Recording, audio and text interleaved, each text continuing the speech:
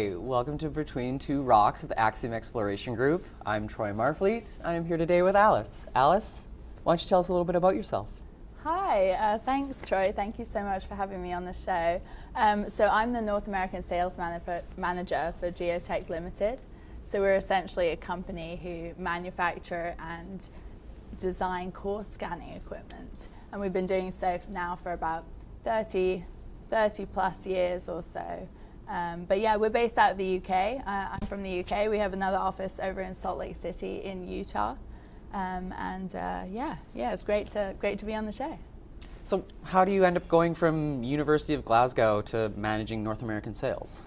Yeah, it's a very good question, and it's been a bit of a bumpy road, I guess. I've always had an interest in geology, so I studied geology at university. And I think from there, I've always also had an interest in travel. So I grew up, my parents were in oil and gas. I always grew up with a love for geology and travel, and that sort of combination led me to finding a job at geotech. So I actually started at geotech as a geo logging core on some of our multi-sensor core logging systems.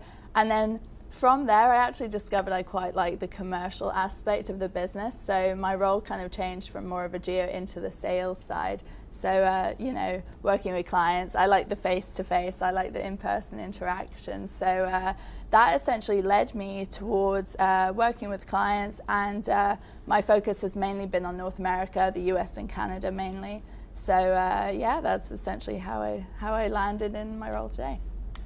Was it your good sales or poor geologging that made you go that way? Yeah, thanks, Troy. Bit of both, I'd say.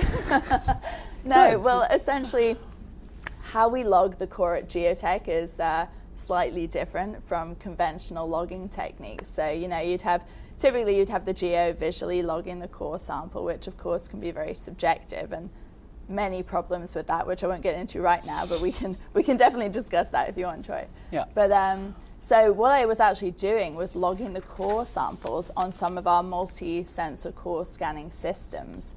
So what we essentially do is we integrate a range of geophysical properties with geochemistry and imaging parameters. So we basically log the core with an automated sensor suite. So instead of visually logging the core, which can be subjective, as we said, or as I said, what we do is we integrate this range of sensors which acquire the data from the core automatically. So you get a non-subjective data set. And then you get that, you can scan at various resolutions, but you get that pretty much instantly. So it's a near real-time data set. So it can be much more efficient than the geologist logging the core. And then, of course, you have the non-subjective data set, which you can work with, and a digital record, of course. So, I would say it was a bit of both. I've always been a bit of a chatterbox, so that sort of led me towards the sales sort of side of things. But how we log core at geotech is I would say automatic, rapid, and a suite of sensors. So tell me about the system itself and how we deploy it and how fast I can use it to replace my geologists. Well, it'll never replace the geologist. And it's funny, especially at trade shows, I have that conversation with so many different people. It will never replace the geologist, but I think the sort of whole idea behind it is really that it gives the geologist data to work with. So instead of the geologist being essentially a highly skilled data collector from logging the core sample, they actually have a suite of geophysical properties, geochemistry, imaging parameters to work with, and actually do the geological interpretation from there. So I wouldn't say it replaces the geologist. I'd say it makes the logging process more efficient. You're always going to need the geologist to interpret the data, but it will never replace the geologist. We'll hopefully just make the process more efficient. Yeah, it sounds like you're just making the data a lot better and more usable, and that sounds great. Yeah, of course. And I think with the range of sensor parameters that we integrate onto our multi-sensor core loggers, particularly the box scan system, which we designed specifically for the mining and mineral exploration industry, I think it's that multi-parameter aspect that really gives you the kind of key geological insights to start understanding your ore body or deposit, whatever it is you're looking at. and really do the interpretation from there. Because as we said, logging can be subjective, and a lot of the time, if you're visually logging with just, standard conventional techniques, what can happen is if you don't see a certain geological feature or, the mineralogy or whatever it is you're looking at, if you don't see that with your naked eye, you're not going to log it. So you're going to miss that information. And you know how expensive core is to extract, I'm sure. It's very, very expensive to extract. So our sort of ethos, I suppose, at Geotech is making sure we can maximize the data we can get out of the core sample, which is why we integrate that suite of sensors onto the core logging system. Sorry. So it's really about sort of using the data and doing the geological interpretation from there. So how big is this system and how easy is it to bring to, like a remote logging camp? Well, so as I said, we design a couple of different multi-sensor core loggers. So I'll focus on the box scan because that specifically relates to mining. So the box scan was actually designed to be fit for purpose to go to sites because, often exploration sites are in the middle of nowhere, lacking infrastructure, sometimes lacking roads to site even, lacking internet. So the system, the box scan itself, the system was designed to be ruggedized, plug and play electronics. We have a built-in UPS as well, uninterrupted power supply, which gives you about 30 minutes of extra power if you have power cuts, and then go to site. So what we essentially did is we basically created a system. It's about 1 meter by 1 meter by 2 meters, so fairly movable system, fairly flexible in that aspect. And you can even take these things, for example, we had a project last year where we had a box scan go via helicopter to site up in northern Canada. And what we did was we basically created a lab, a tent-style lab over the box scan system itself. And we actually had the box scan logging the core just straight from the drill rig on site. So, we were drilling, or the company we were working with was drilling, and then we were basically taking the drill core and just logging it straight through the system.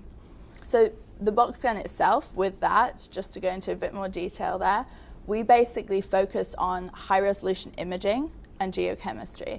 So with that, we've got a high-resolution line scan camera, which takes, dry and wet images of the core sample, so you have that digital record that you can then go back to and look at the core. You can zoom right in, and I don't know about you, Troy, but I wear glasses, and I actually find it easier to look at the core, the high-resolution images, than the core itself, because you can zoom right in. Mm-hmm. So we could do imaging, and then we have our geochemistry sensor suite. So we have XRF, we have VNIR and SWIR for mineralogy, we have magnetic susceptibility, and then we also have a 3D laser profiler. And essentially what that does is it moves over the core sample and takes, it's essentially a height raster of the core. And from that, we can actually segment the core into whole core, half core, areas of rubble, and we can get RQD as well and structural parameters. So yeah, it's completely fit for purpose in that aspect and designed to go to site so that the geos can, log the core in near real time. So do you have your own technicians that go with the system, or do you rely on the geologists on site to be able to kind of read the instructions and do it all themselves? Well, again, a very good question, Troy. So we can do either. We essentially operate a flexible business model in that we offer our systems for purchase, lease, or service. So by that I mean, purchase is pretty straightforward. If you have the capital to purchase a system, then you can use it as you see fit. But we also offer a service whereby we'll send our geos or our technicians to site, because you don't necessarily need a geologist using the system. It's a fairly straightforward system to use, but you do need a geologist doing the interpretation with the data.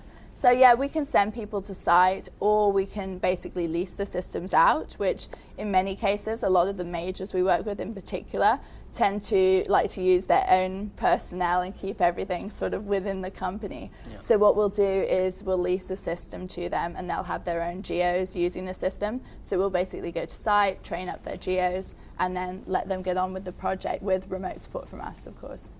So what's next on the horizon for your systems? Are there more analysis that you want to add to it? Is there different kind of, what are your clients requesting in terms of development?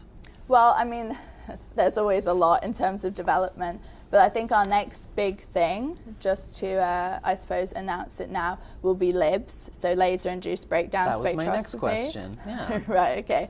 Because, you know, LIBS is, I guess, similar to XRF in that you're getting the sort of elemental chemistry suite of data, but it is much faster than XRF. Now, there is, I suppose there are challenges with developing a LIBS system because, you know, the calibration itself is a kind of hurdle that we're trying to achieve right now in the sort of R&D department.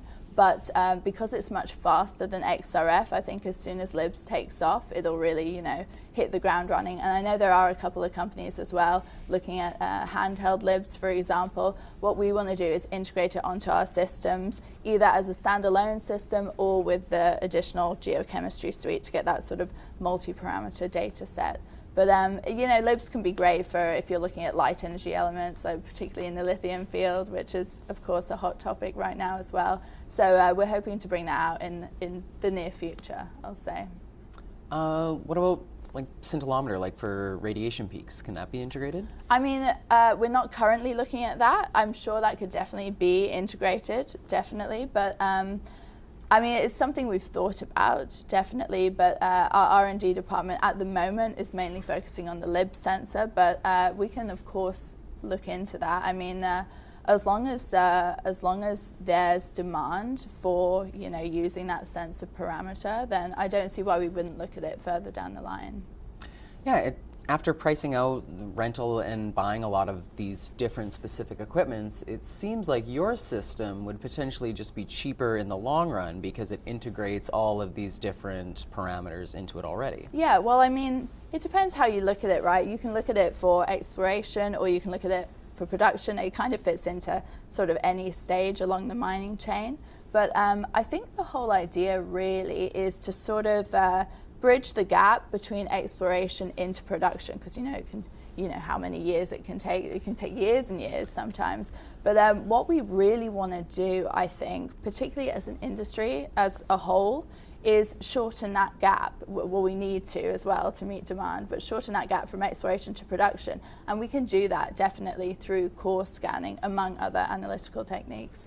And I think how we do that really is by using the core as a sort of ground truthing method, you know, because you know, typically you have a discovery, let's say, and then what you want to do is, you know, you start to do some exploration boreholes and analytical techniques, and then you move into your feasibility and then into production. What we want to do is use core scanning to shorten the gap from the exploration into feasibility so that you're not waiting months and months for assay. Of course, you're going to have to assay, but you know, core scanning, it's a near real-time data set, so you already have the ground truthing there once you move into feasibility. And some of our clients, particularly in the junior sphere, are actually using the core scanning systems for just that, to sort of bridge that gap and move into production as quickly as possible.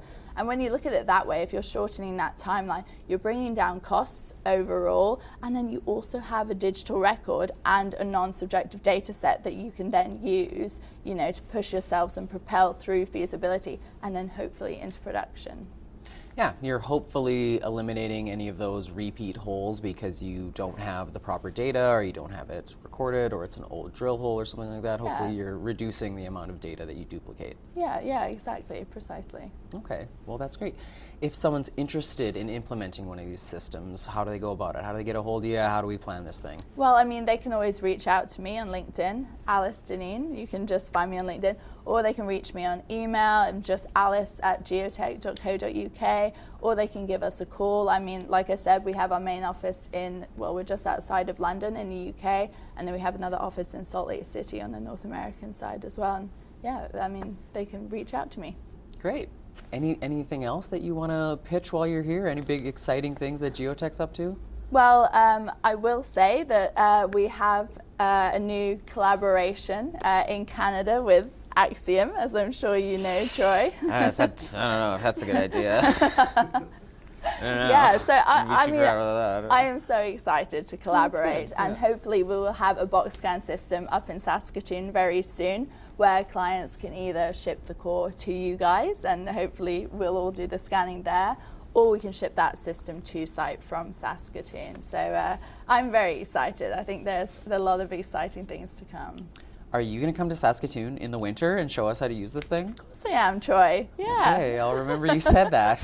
Of course. It's a different cold than in England. Oh, I'm sure. Did Brexit kill the Queen? Wait, I was not expecting that. Oh, Brexit. Don't get me started on Brexit, Troy. Oh, Fair my gosh. enough. Next question. I'm gonna throw some weird British slang at you that I don't know what it means, and you're gonna use it in a sentence, and we're gonna try and figure out what it means. I hope I know what it means. I know, right? Chinwag. Chinwag. Oh, it's great having a chinwag with you here this morning, Troy. I nailed it. I know right away what you're talking about. Knacker. Knacker, as in knackered? Well, I'm absolutely knackered right now, I'll tell you that. Okay, that's a good one. Bagsy? Bagsy. Oh, that's so, I don't even know how to explain Bagsy. Bagsy, I get this, this glass. I don't know. It's just calling something, next one, basically. Yeah. Dishy. Dishy. I don't actually know what dishy means. You're not doing great. I know. I'm not good at this. Gormless. Gormless. How would you use gormless in a sentence? You're absolutely gormless. And so that I'm wondering if this is the same. Legless. Legless. Yeah. Where did you get these from, Troy? I'm not knowing too many of I these. know. That's why I was curious. This just Google. Yeah. 10 minutes ago. Yeah. Of course. If we told you this is low production, you think I did research? You think I'm like the guy from Hot Ones? You think we're gonna ask like good questions? Oh dear. Any questions for us at Axiom? Let me think. You're a geo, Troy. How did you get into the field of mining? After my first semester at university, they told me I had to pick a major. And so they asked me if I liked my geology course, and I said yes. And the advisor said, well, you get to travel and they make good money. Okay, And both of those things have technically been true. Yeah, well, I mean, that speaks to me as well. That sounds pretty great to me. Right? Easy sales pitch. And do you travel and make lots of money? Yeah, but the places I travel to, it's typically northern Canada, northern Saskatchewan, none of really remote awesome. locations, and so it's amazing. I haven't traveled much of Canada, so I'm hoping I can come to Axiom and then, go from there. If we get enough of these box scan systems going, we'll send you wherever you want. Yeah, okay. Let's take one up I'll to hold Nunavut. you to that. Yeah. How many meters of a program before it's worth buying your own? Oh gosh, I think that really depends on how your capital or how your project is funded, let's say, because the leasing option, I mean, we just operate a day rate. So, you can lease for X amount of months and then give the system back. If you have the capital to purchase one in the long term, of course, that would be more beneficial or more economical. But I mean, most of our clients tend to lease and then, just give the system back at the end of a lease. Awesome. Yeah. Well, thanks for your time today. Thank I hope you. it was fun. Oh, it was good fun. Thanks Great. for not roasting me too hard. Thanks for coming. Thanks, Troy.